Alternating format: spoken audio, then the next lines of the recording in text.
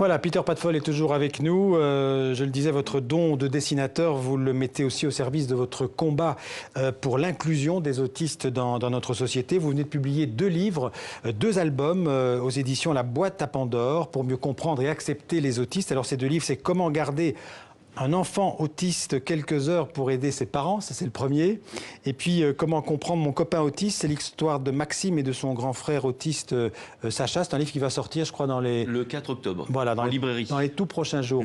Alors Peter Padfoll, il y a combien d'autistes en France? Ça touche combien de personnes? Ça touche 700 000 familles à peu près. Nous sommes dans les... Ce sont les chiffres officiels, mais on sait que de toute façon l'autisme touche de plus en plus de personnes et que dans l'avenir, ce sera de pire en pire au niveau des chiffres, en tout cas. Des autistes qui, globalement, en France, sont mal ou très mal pris en charge. Oui, tout à fait. Moi, je compare ça à l'apartheid un petit peu. C'est-à-dire qu'on est un peu... Carrément. Oui, oui, c'est assez fort comme mot, c'est vrai, mais pour moi, je suis dans la même... On est tellement dans des galères, dans des souffrances, dans des choses très, très difficiles. Il y a des mamans, il y a des familles... Ça vous touche personnellement, d'ailleurs, dans votre famille? Oui, tout à fait, puisque je suis donc beau-père, mais donc du coup, je le vis au quotidien. Et je vois tout ce qu'il faut qu'on fasse, enfin, le nombre de galères qu'on peut avoir. Les prises en charge ne sont pas encore assez. Malgré que nous avons quand même un gouvernement qui essaye de faire des choses, mais c'est pas encore assez non plus. C'est toujours, il reste toujours malgré tout avec des petites phrases optimistes, ça va aller, ça va bien et tout, alors que non, ça ne va pas. Qu'est-ce qu'il faudrait? C'est d'abord une question d'argent ou c'est pas seulement une question d'argent? Il y a ça, bien sûr, il y a les moyens financiers qui ne sont pas assez forts. Quand on a vu le dernier plan autisme, on attendait tous de savoir ce qu'on allait avoir, mais en gros, c'est rien du tout ce qu'on va, parce que c'est des miettes en fait. Mais en fait, alors, ça va dans le bon sens malgré tout, mais c'est pas encore assez. Voilà. Et si vous aviez plus d'argent, qu'est-ce qu'il faudrait faire avec cet argent? Les prises en charge, donc ça voudrait dire en fait plus de remboursement, c'est-à-dire plus de diagnostics aussi quand les enfants sont plus jeunes. Quand vous regardez par exemple aux États-Unis, ils sont tout à fait capables de diagnostiquer après 18 mois s'il est autiste ou pas, et donc ça permet après de faire les choses comme il faut, donc d'avoir des prises en charge, de pouvoir, parce que là on en a mais pas assez, et du coup les gens sont obligés beaucoup de payer, d'avoir des AVS, des éducateurs privés, et donc du coup d'être obligés de prendre de leur poche. Ce qui crée en plus des problèmes au niveau des familles, puisqu'il y a beaucoup de mamans et de papas qui ne peuvent pas travailler, puisque du coup ils sont obligés de garder leur enfant, puisqu'il y a de l'inclusion qui est encore très difficile.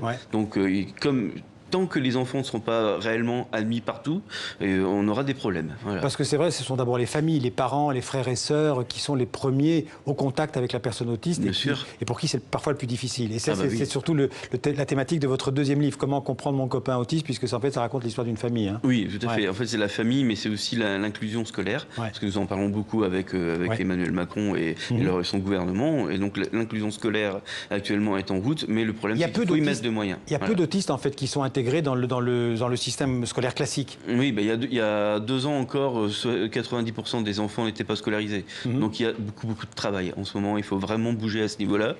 Et les enfants autistes pourraient être scolarisés dans une classe normale? Bien sûr, si après il y a des moyens, s'il y a des choses qui sont mises comme il faut. Là, par exemple, pour un enfant parce qu'après ça dépend des profils, mais par exemple un autisme sévère, c'est-à-dire un enfant qui a des gros problèmes cognitifs, des troubles de langage et tout, si on met des bons moyens comme il faut avec des classes qui sont adaptées, ça peut tout à fait fonctionner. Dites-nous en quelques mots simples, c'est quoi l'autisme? Alors l'autisme, en fait, c'est comme si votre enfant fonctionnait sous Mac pendant que le monde fonctionne sous Windows. C'est-à-dire que c'est 2 logiciels pas compatibles. Exactement. Donc en fait, il faut essayer qu'ils soient tout à fait compatibles en fait. C'est une phrase que j'ai mise sur Facebook et qui avait bien marché, et donc voilà. Je trouve que ça image bien le truc. On peut dire que l'autisme, c'est pas une maladie, c'est une sorte de handicap. Oui, c'est un handicap, puisque de toute façon, il n'y a rien, et pas tant que nous serons dans un monde. En fait, on les appelle les neuroatypiques, et nous sommes les neurotypiques, en gros, en science.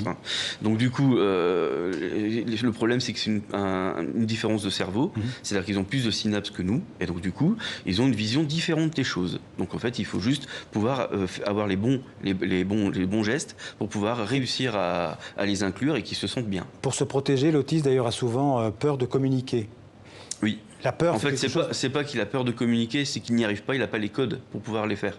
Donc en fait, il est angoissé par le temps, il est angoissé par plein de choses, et en fait, il faut arriver à le cadrer et donc à lui faire des... On a maintenant des frises du temps, on a l'heure... Il doit savoir exactement ce qu'il va faire. Exactement. Et tout en prévoyant les choses, on arrive à le calmer, à faire qu'il se sente bien et qu'il évolue bien. C'est pour ça que l'autiste a parfois un côté un peu obsessionnel. Bien sûr. Ouais. Alors ça, c'est aussi parce que ça le rassure quand il répète. Et quand il fait les choses comme ça de manière répétitive, en fait, du coup, et puis quand il est dans ses passions, il est dans ses passions, il est dans son truc, parce qu'en plus, il ne peut pas avoir plusieurs informations en même temps. Dans son cerveau, il ne peut pas traiter tout en même temps. Donc du coup, c'est une chose par une chose. En un mot, on ne soigne pas l'autisme par la psychanalyse? Ah non, faut dégager la psychanalyse, il faut la virer, leur donner un coup de pied au cul, parce que franchement, c'est n'importe quoi. C'est comme si vous demandiez à un curé de soigner un enfant autiste. C'est la même chose, c'est-à-dire qu'il n'y a rien de prévu scientifiquement, ils ont beau avoir les grands airs et être présents partout, n'empêche qu'eux, ils ne servent à rien. Voilà. Merci Peter Patwol. Je rappelle vos deux livres, hein, Comment garder un enfant autiste quelques heures pour aider ses parents et Comment comprendre mon copain autiste, aux éditions La Boîte à Pandore.